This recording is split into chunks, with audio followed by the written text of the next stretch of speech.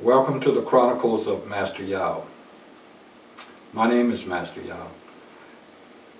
These chronicles, these episodes, build one on the other so that the more you watch them, the more in-depth I can become in what I share with you, the more intimate I can become, the more I can go into topics that are unusual, extraordinary, innovative. And we just have a few more sessions to go before we can really dive into some pretty interesting discussion material. Okay, tonight's discussion is called The Black People Brand. And it's episode 6, I believe. What is it? What are we talking about?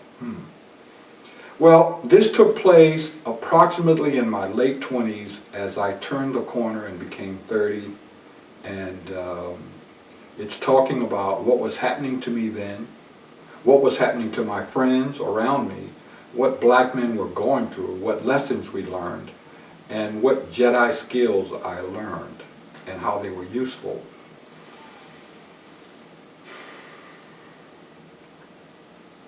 At this time, most of my friends were interested in the same goals that I was.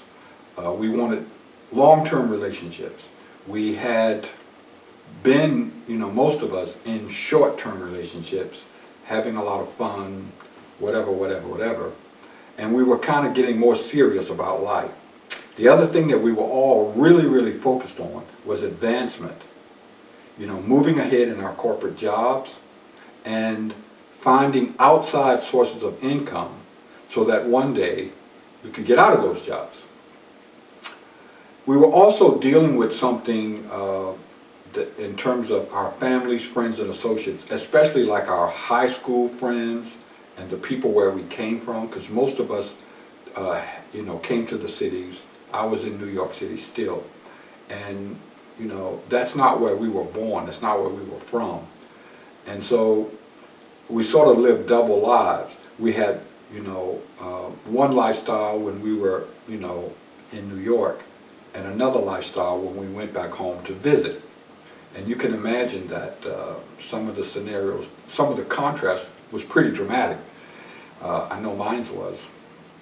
And so we had these goals, but society and reality was against us, as it always seems to be.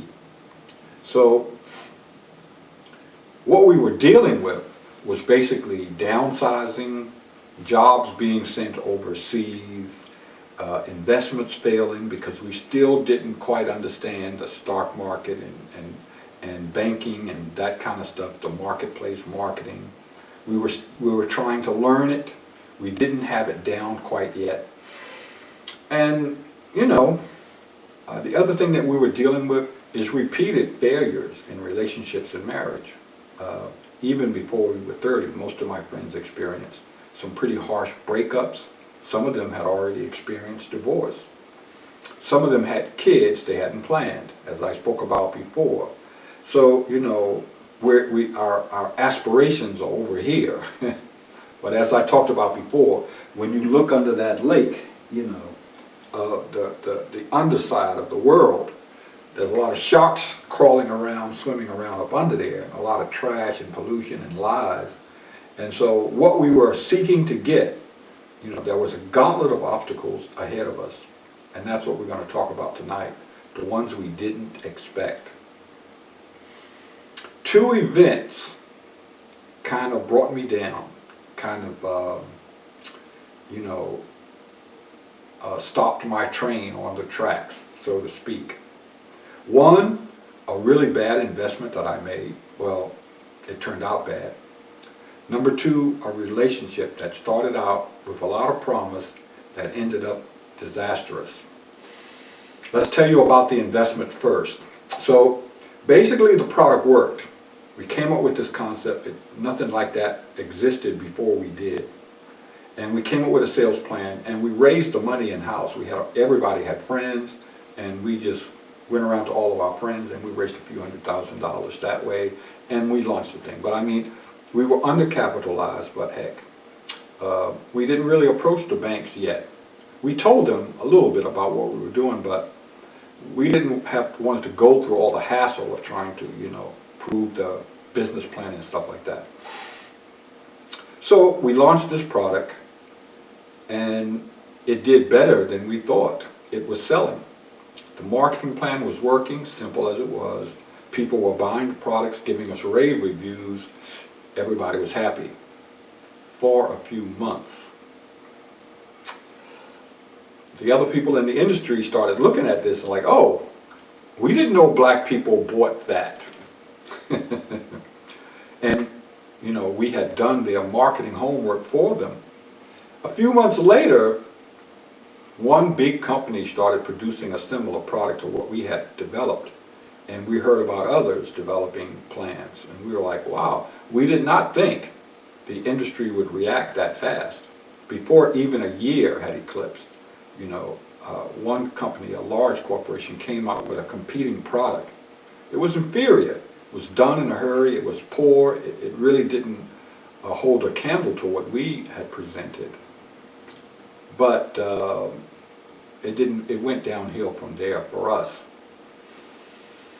We saw the handwriting on the wall. We knew we got to raise more money, expand, give the brand a good face, make it a premium brand, and market to our customer base to let them know our product is better than this product over here. It's crap. And we went to the banks, we went to private black investors. Bam, no sir, not even a bite, nothing.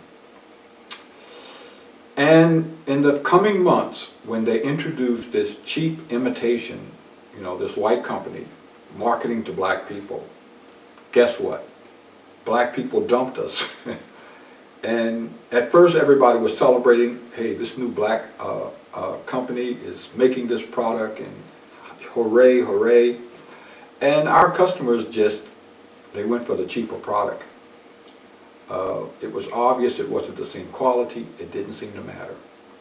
And the black investors just kind of watched us wither, and in a couple of years it was done. We were out of business. Well, not completely out of business, but I just left the company. I was very, very bitter because I'm thinking, wow, I figured, with all the talk and stuff, black consumers would have stayed with us. And these people talking about how much they wanted to help, the cities and the economic development agencies and all these black investment companies, they didn't want nothing to do with us. And so, once again, you look up under the lake and you're like, okay. Luckily, I didn't get too depressed about it, and I didn't get too heavily invested in it. I lost a lot of money, but nothing that I couldn't recover from. Okay, the lesson that we learned was that more black people were happy about our difficulties than were happy about us launching and being successful in the beginning. That was a heart stab. I mean, when we first launched the product, there was a few people that kind of wished us well and stuff like that. And, a few people in the media wrote articles about us. But man, when we started having trouble, everybody was like, I understand you're having trouble, man. Isn't that? It's like they're smiling. And it's like they were having a party celebrating that we were going down, that we dared to compete with this big white corporation and lost. And we began to understand the black people brand. We realized we had a challenge white companies did not. As a black-owned company, we were subject to being judged by the black people brand. And the black people brand was a negative brand. And after that, we understood we had to take that whole dynamic of the black people brand in hand before we tried another business venture. It was a very hard lesson, but I'm glad I learned it way back then. About the same time, I had this relationship. I just looked up one day. I was at an event. I just looked up, and there was this gorgeous black woman just standing there next to me. And so we just started talking, casual, nothing forced, nothing formal, and we just kind of hit it off. And 1 minute passed, the next minute, and we having more and more fun. The next thing you know, you look up, the event is over, and her and I are still in the same place talking. Obviously, neither one of us, I didn't do what I came there to do. She didn't do what she came there to do. Her friends were mighty peeved about the fact that she just ignored them and all of their little hints and to her to try to break it off and leave me. And we we weren't pressed about getting numbers and all this kind of stuff like that, but we ended up staying in communication. And in a couple of weeks we were in a relationship. She was pretty bright, sparkly, beautiful smile, and I became pretty attached to her. We had quite a connection. Sex was like, I had a few Jedi tricks, and so it was very sparkly. And she just kind of, how some people just sort of fit into your life like they always should have been there. And when you're doing well on your job and in your life, you want a woman there. And I started thinking, I'd already been thinking, I needed to have somebody in a permanent position. I needed to have a permanent mate. I needed to have this ride or die woman by my side. And I started thinking, maybe. But my Jedi training came into play. As I remember, we talked in episode 2 about the compass. And we talked in episode 3 about Tantra. And we talked about semen retention, and we talked about the goddess facade, and all of those things, the feminist stuff, right? So I didn't forget all of those lessons. Like, let's look at my crystal ball and see what's going to happen. So I looked at her counterfeit personality, and I was like, And then I started looking at the other omens. They were not good. I started looking down the road, and I could see that there were some really big problems coming up between her and I. In spite of this chemistry that we had, the other factors were not good. Number one, her girlfriends had poisoned her against all black men. That black people brand. Religion, bam. Her family life and her expectations. She had this rigid idea, and she said to me, when you've got strong feelings like that, we just can't have this casual relationship. It's got to go this way. It's got to go A to B to C to D. That's the only way that it can go. I can't do this any other way. So she had a very rigid model of what relationships should look like. And basically, it was a dysfunctional model. It was going to fail. No doubt. I'd seen so many of them fail. I knew. So I'm looking at this train wreck because I'm like, Dad, we're getting closer and closer and closer. And, months went by, and I'm like, this is not going to work. Couldn't change her mind. All of her girlfriends were telling her, this, her mother and father, this. And everything that she'd seen was like, this is what's supposed to happen. And this is how this thing has got to go. And I'm thinking to myself, I got to break this off. And I did. But I stayed too long. We got too close. And the ending was very messy, very emotional on both of our parts. But the Jedi training saved me. And I realized during this time that I was in love or whatever, that I neglected my buddies. So, I started coming up for air, the fog started to clear, and I was reconnecting with all my men pack. Guess what? They were doing some of the same things that I was doing, trying new investments, changing jobs, trying long-term relationships, trying to get serious. And guess what? They failed worse than me. You know, using the analogy like a sci-fi, like Star Trek, when the Star Trek fleet, you know, encountered the Borg aliens. You know, there was just destruction everywhere. When I looked at all my buddies, man, they had major issues going on. Terrible breakups, unwanted children, all kinds of court battles, all kinds of divorce, all kinds of just, my little starship was the only intact ship in the fleet. And I, you know, my heart was scarred from the investment and the relationship, but, you know, because of my Jedi training, I had escaped a more dire fate. One guy, one of his parents got sick. He ended up taking care of the parent. Another buddy of mine, his older sister died. He was left with 2 teenage kids to raise. He wasn't even 32 yet at the time. And I mean, some of the breakups of some of these guys was like soap opera worthy.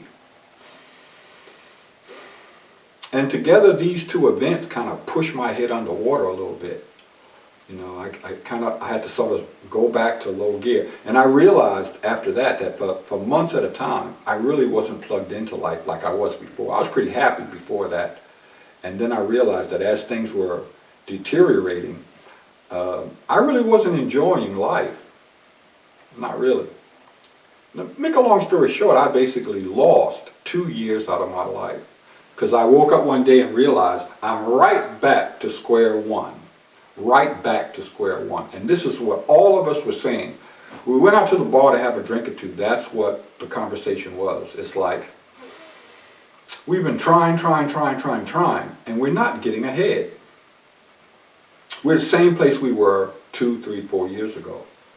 We were in our 30s, early 30s then, 31, whatever, and we weren't getting closer to a long-term relationship that worked. We weren't getting closer to getting out of our corporate jobs and getting into business for ourselves and getting these investments that give us passive income. We weren't getting closer to that. And yeah, we had predicted some of the things that the overall society was going to do. But what we had not seen coming was this betrayal by black people, black investors, black partners, our own classmates. We didn't see that coming. We didn't know about the black people brand and how black people self-sabotage so often right on the cusp of success. You know, in both situations, I made the right call. The business was a good business. And had we been able to get some working capital, it would probably still be going on today. And the relationship, if she had not been so into her religion, into her family, into her girlfriends, and this whole mentality of the negative black brand, maybe something could have worked out. But I begin to see that black men have a challenge in relationships that white men don't have. White men don't have this negative brand hanging over their heads. And so the selection criteria for them is different. And the way that they operate in relationships is different. And the same thing for business. They did not have to do the stuff that we had to do. You know, they supported each other. They were able to get investments. They were able to maneuver in the business world in ways that I could not, we could not.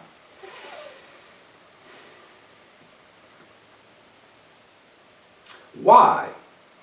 What is this black people brand? Well, every culture has its brand, and that's the problem. A large percentage of blacks hate the black people brand. Thus, they sabotage persons, ventures, events, activities, and causes which are brand adverse. In other words,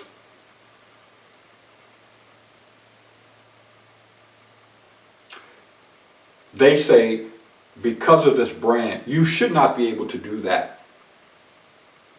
And and I'll explain this a little bit better. But it's like, you know, black people aren't supposed to be able to do certain things.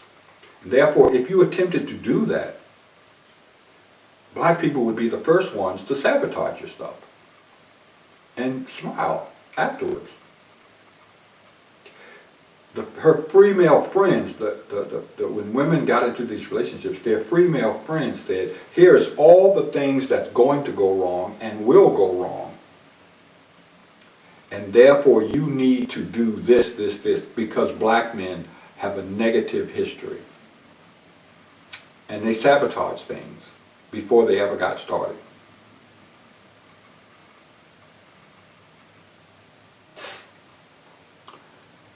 People want to win, and the black people brand was a negative brand. It basically said, you know, you were lazy, you were in poverty, you were a loser, you were inferior.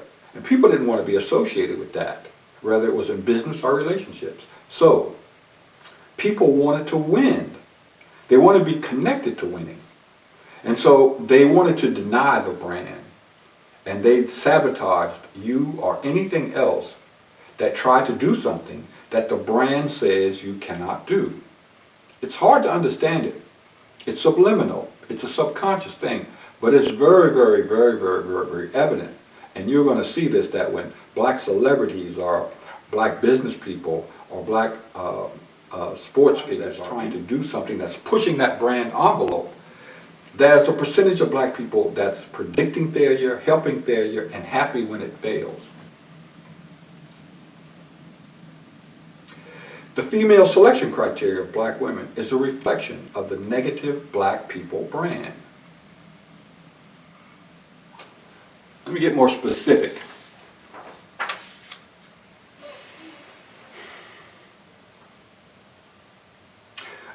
And before I talk about the female, it's the same thing.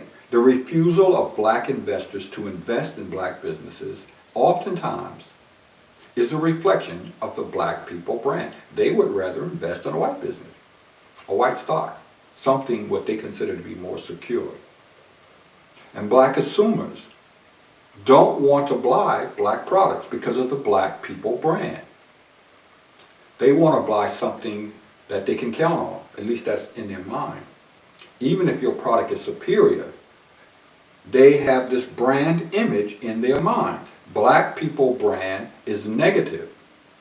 And unless you have proven yourself in a way that I'm going to describe later, black people don't want to support black people brand. Now, that's not true of all of them. The majority of them will support and do support. But there's maybe 40-45% somewhere in there. I don't know the exact percentage. I don't think anybody can. But there's a large group of black people that are anti-black. They don't want to support anything that's branded with the black people brand. To understand why, you've got to really look at this cultural thing. First of all, in Europe, after the Crusades, the church wiped out the entire indigenous population by the millions. This took 200 or 300 years. But the church just went by anybody that had indigenous healing knowledge, old world cultural knowledge, or anything like that. The church destroyed them, hanged them, branded them as witches, non-believers, heretics, whatever. They just took them out and killed them. And, you know, around 12, 13, 1400, you had just the indigenous population of Europe was decimated.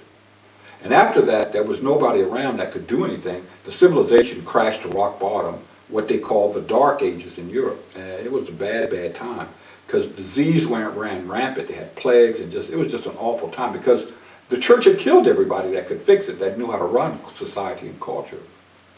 Even by the time the Europeans came to America in the 16 and 1700s, they had not restored their culture yet, not at all. So the people who came here trying to escape that mess, you know, they didn't have an intact culture. And even now in America, they are only now starting to really get a real culture together. They don't really have one. What you have is a hodgepodge, mishmash culture of immigrants. And it's not an authentic culture. Their main cultural thing is that they want everything to be the same. They want all the schools to look the same, all the architecture to be the same, all the roads to be the same, all the stores to look the same, all the brands to be the same. This whole uniformity, insect hive mind type thing is a consequence of the fact that they never had a culture. And blacks are the same. It's a situation where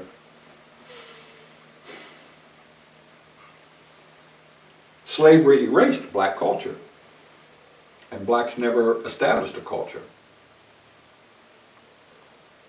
What cultural elements exist are music, an economic caste system, and a skin variation color system. In other words, black culture, what little of it exists, is based on music, the fact that if you're light-skinned, you're higher in the caste system, in the social order, than medium skin, and the dark skin are at the lower. It's sort of like in India, the caste system that they had. That's what black culture was. And then this economic thing. If you make this much money, you're in this class, that class, and that's the black cultural structure, what exists of it. And then of course, religion, which, it's not a real spiritual system, so it doesn't really count. With no cultural anchor, the black people brand is volatile. There's nothing to anchor it to. It is what the media says it is. It is what external forces says that it is. Why? Because black people never defined it, because they never created a culture. And so what you have is both white and black society is very volatile. Social perception changes every decade. That's not true around the rest of the world.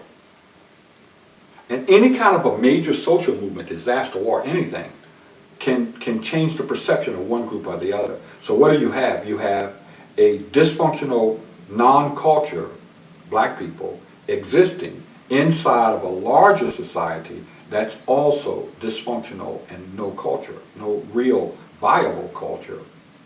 Their culture is money and technology. They don't have a culture. So you've got a non-culture inside of a non-culture. A situation that's very unusual in history.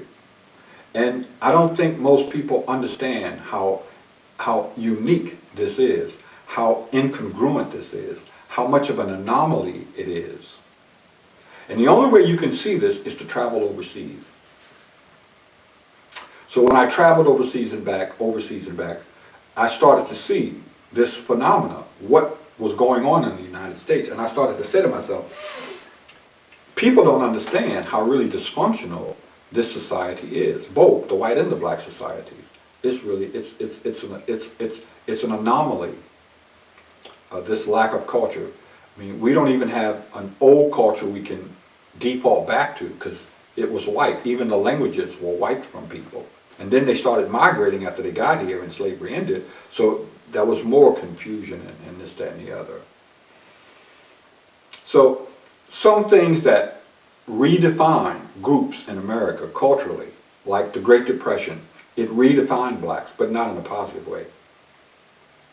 Integration of the races redefined black culture in this absence, because there's no culture there, no anchor.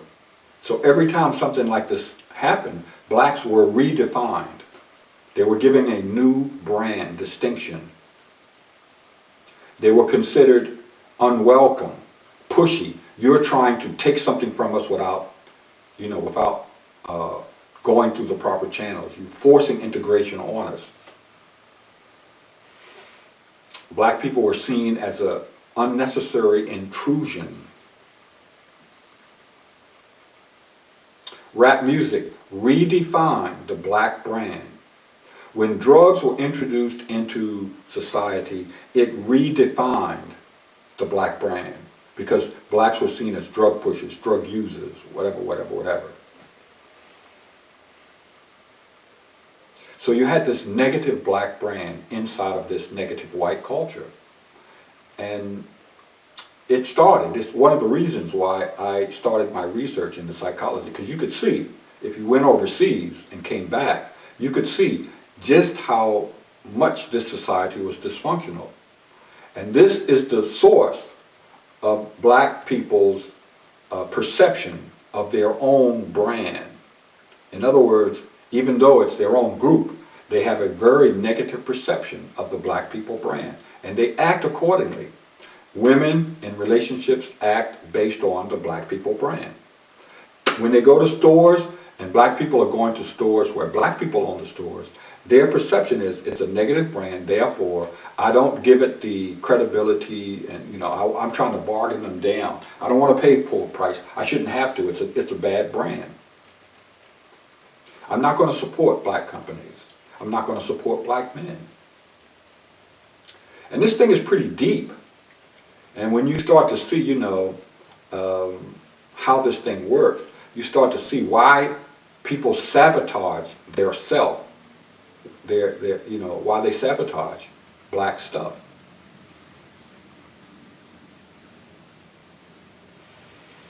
Black society is very unique, volatile, and incongruent. It's a strange social ecology that we learned in the early 30s what was going on, and we realized that a lot of the stuff that we were trying to do, business, relationship, dealing with our families and whatever, that we couldn't just do it like whites were doing, that there was other obstacles, there was extra hindrances, and my Jedi training was focused now on how do I overcome this negative culture, this absence of culture, this negative black people brand. Let's look at this female selection criteria. So when females first encounter males, they judge males based on what they call select and non-select categories. And this came from women that I polled for over 10 years. So as soon as a woman meets a black man, she puts him in a category. He is either select or he is non-select. And there's 4 categories. I'll give them names. Mr. Goodbar and the Masked Man are the select categories. And if you're in one of those categories, you're considered a select man.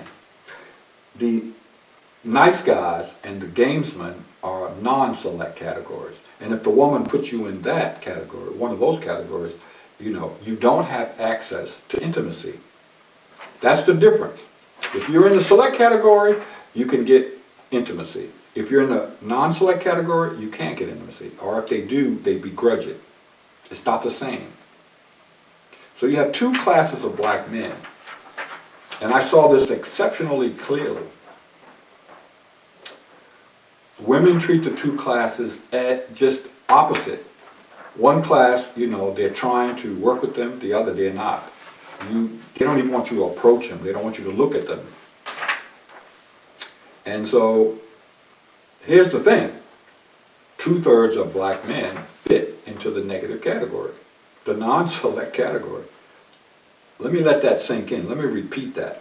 2/3 of all black men fit into the non-select category because of the black people brand.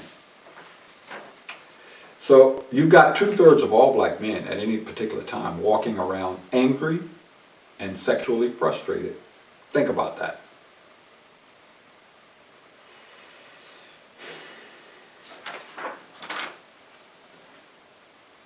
It's not a natural category. It's not how black women used to choose mates 100 years ago, 50 years ago. Not at all. It's not based on merit.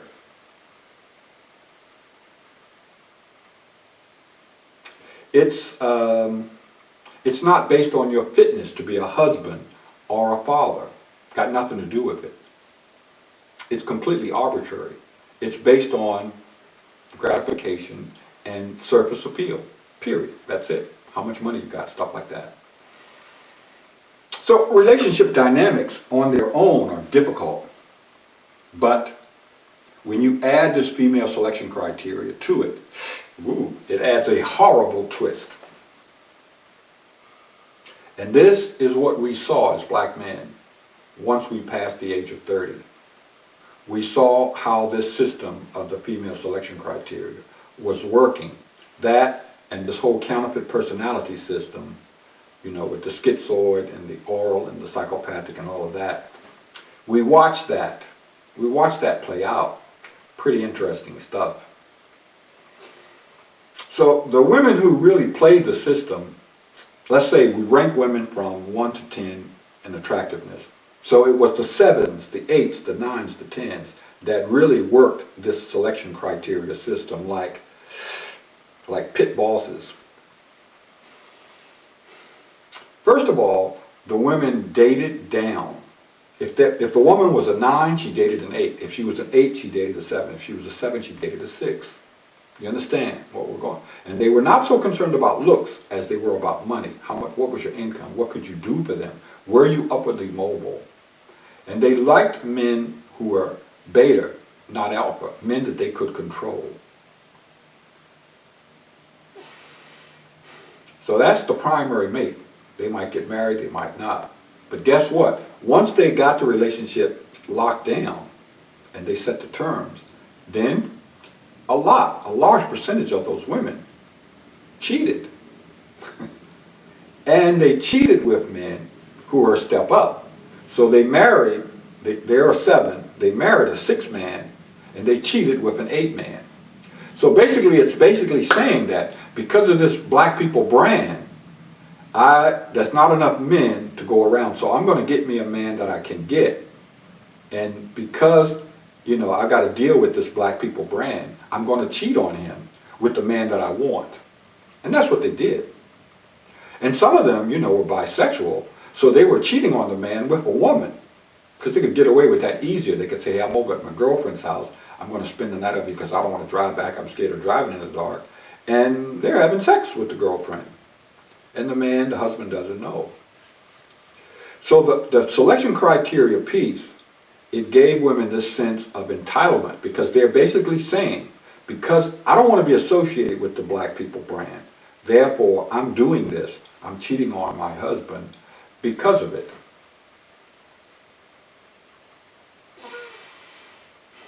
This dynamic of the female selection criteria where all of these men are judged non-select, and some of these men are good husband material, good father material, or whatever.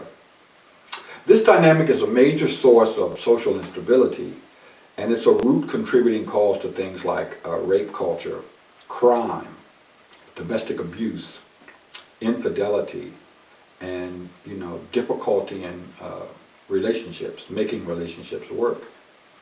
It's one of those kind of things where it's one of the fences, it's one of the social fences, it's one of the containers in which the social experiment of relationships takes place. And it's a big problem.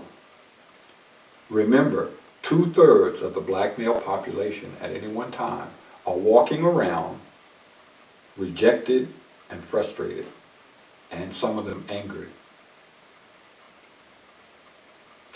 The thing that we learned in our 30s was the only antidote to this was natural culture. Remember we talked about the counterfeit personality system. That's one way that I could measure it. And when I shared this knowledge with my friends, it was very valuable to them. And after a major national incident, you could see the black people brand affecting people because they would be super critical of anything that happened that was negative, that involved black people. If it was a celebrity cheating on his wife, oh my God, black people brand. And people just came out saying, well, he shouldn't have his job, they should kick him off the team, blah, blah, blah, blah, blah. They didn't support him at all. If a large black company went bust, people were cheering. They should have never tried to do that. I remember when BET, start doing some show that they did where there was a lot of women dancing and maybe a little too much skin. And so the people were basically saying, BET is giving black people a negative brand image. What they didn't understand was that, he was trying to get investors, and black investors turned him down. So what he's saying is, hey, We have to, make our advertisers happy if we're going to if I'm going to stay in business. So I've got to do these programs because that's what people are buying. That's what people are watching. If I put quality programs on, which they tried to do, which BE tried to do, black people wouldn't watch them. Why? Black people brand. The only way to counter this was to come with a natural system. And, very few people understood that and knew how to do that. Bill Cosby, tried to rebrand black people with his show. He understood the black people brand concept. And so he came out with a show to rebrand the black people brand, the Cosby Show. And it was successful, and it accomplished what he attempted to do. And it earned him a lot of enemies, not only in the business community, but especially in the black community. Because black people brand says, you can't have a successful TV show. Because the media said that's not what black people are capable of doing. And the fact that he did that, and other people who published their own books, who did their own, who produced their own records, who had their own record companies, the black people brand says, well, you shouldn't be able to do that, therefore we're going to try to sabotage it. And they did. And I believe that that's one of the reasons that, so many of these major celebrities who are mega stars have been targeted, like Michael Jackson and Prince and whatever. When you look at Obama, Beyonce, Oprah, Martin Luther King Jr., Jackie Robinson, Michael Jordan, Michael Jackson, Tiger Woods, these are people who changed black people brand for the better. And it was a permanent change. And black people adore them. It doesn't matter that the civil rights movement only was partly successful. For the most part, integration was the worst thing black people ever did. But people will never blame Martin Luther King. He will always be a hero because he stamped the black people brand as being positive. He gave it a positive spin. He pulled it up in ranking, a big chunk. When Jackie Robinson entered the white leagues, integrated and became a Major League Baseball player, he changed black people brand for the better. And he will forever be, a positive figure because of that. Tiger Woods, same thing. Obama became the first president and he didn't screw up. He didn't do anything shameful. So he forever improved the black people brand. But here's the thing. When you look at all these people and their contributions to the black people brand, it's not enough. The only thing that's going to permanently change it is that black people embrace a natural culture and start to practice it. Got to get critical mass of people, and that's what they've got to do. That's the only thing that's going to change black people brand, its negative image, for good. Because then the brand defines itself, and external forces like the media can't redefine it.